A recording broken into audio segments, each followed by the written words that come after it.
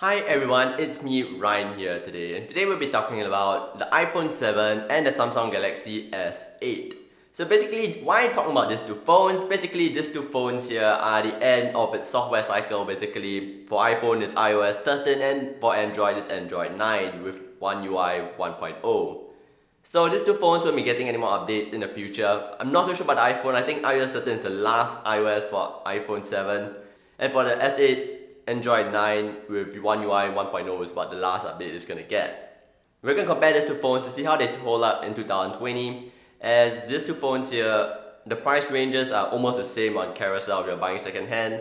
And they're quite decent smartphones for its age. So let's jump right in. Let's go. Starting it off with software. Kudos here for Apple for supporting the iPhone 7. It is now almost 4 years old running it up compared to Android that dropped the S7 on Android 8.0, which was meant to fight the iPhone 7. So it's quite amazing that until now the iPhone 7 is still supporting the latest version of iOS.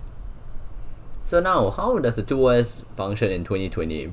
For the S8, it's still quite fluid with not much issues as for the same with iOS, as all the apps are still supported in the Android Play Store and App Store for both the iPhone and the Android phone. Though for Samsung's UI, it allows for more customization compared to Apple.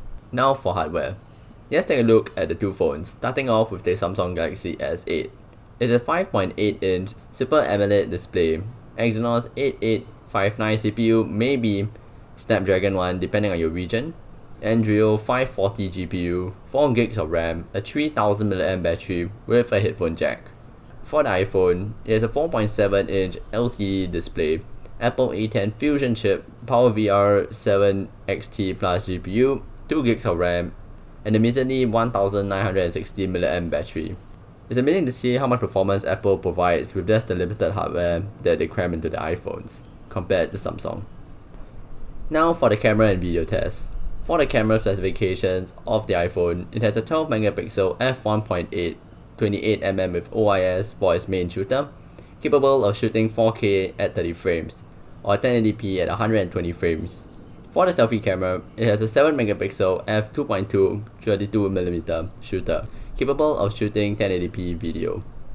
For Samsung, it has a 12 megapixel f1.7 25mm main shooter, capable of shooting 4K at 30 frames per second as well as super slow-mo. A selfie camera that has an 8 megapixel f1.7 25mm shooter, also capable of 1080p video. For test, for the night shot, the iPhone 7 seems to have a brighter color, but then the contrast is really low and colors are like a bit washed out compared to the Samsung Galaxy S8. As you can see during the 200% zoom, Samsung is a bit sharper compared to Apple, and Apple's just a really washed out image. Even for the far away shot, you can tell that the contrast of the iPhone 7 isn't up to par compared to the Samsung Galaxy S8. Now we take a look at the day shot. This is a shot like in a well lit room, I would say, with a bit of backlight issues. You can see the windows are really bright. So you can say both phones did equally well to compensate for exposure for the outside of the room. And generally, the iPhone doesn't seem to capture as much detail compared to the Samsung Galaxy S8 when you're looking at the carpet. For the selfie one, I would say Apple has a bit more true tone. Samsung, even though I turned off all the enhancements, still look a bit polished, like unreally.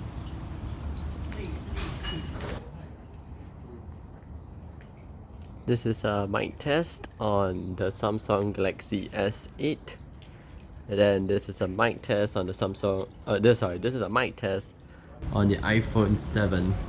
Both of these two phones are actually end of life, means this is the last version of iOS that will be supported for the iPhone 7. For the night video, you can see that the iPhone 7 seems to collect consistently darker footage compared to the Samsung Galaxy S8.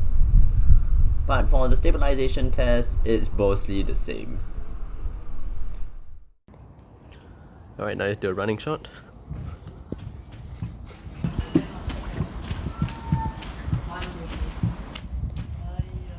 The morning footage, as I'm going from an area of darker exposure to brighter exposure, you can see the choppiness on the iPhone 7. However, that's not present on the Samsung Galaxy S8. I would say colors here, the Samsung Galaxy S8 looks more down to earth compared to the iPhone 7 that has a bit of warmer colors consistently, as we have seen throughout the photos and videos. Now taking a look at the retail price for the iPhone 7, it's going around $250 second hand, which is the same as the Samsung Galaxy S8, for both also going around $250. Hence they're about the same monetary value at this time.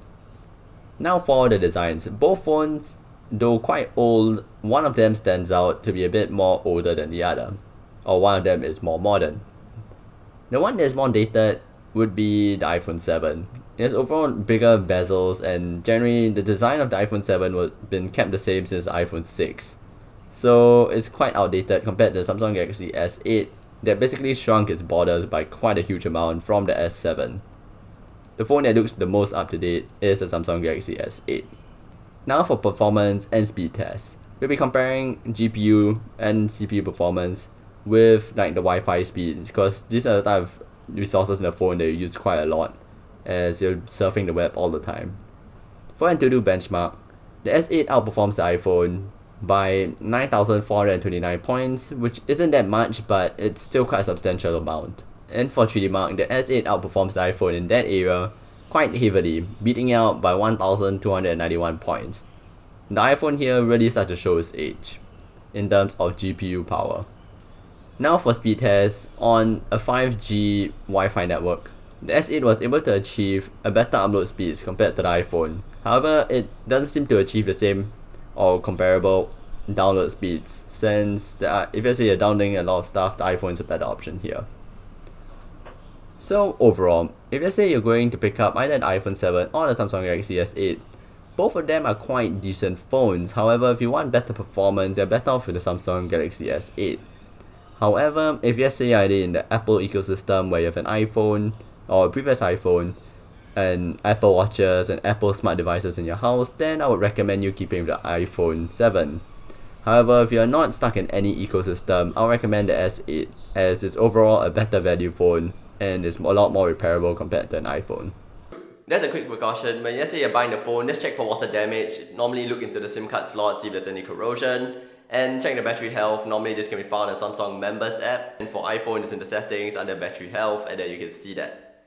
So with that, we have come to the end of the video. If you all liked it, leave a like, subscribe, share, comment down below. If you all didn't like it, feel free to hit the dislike button. That doesn't really matter. And consider subscribing, it's free. Peace out, see you guys next time.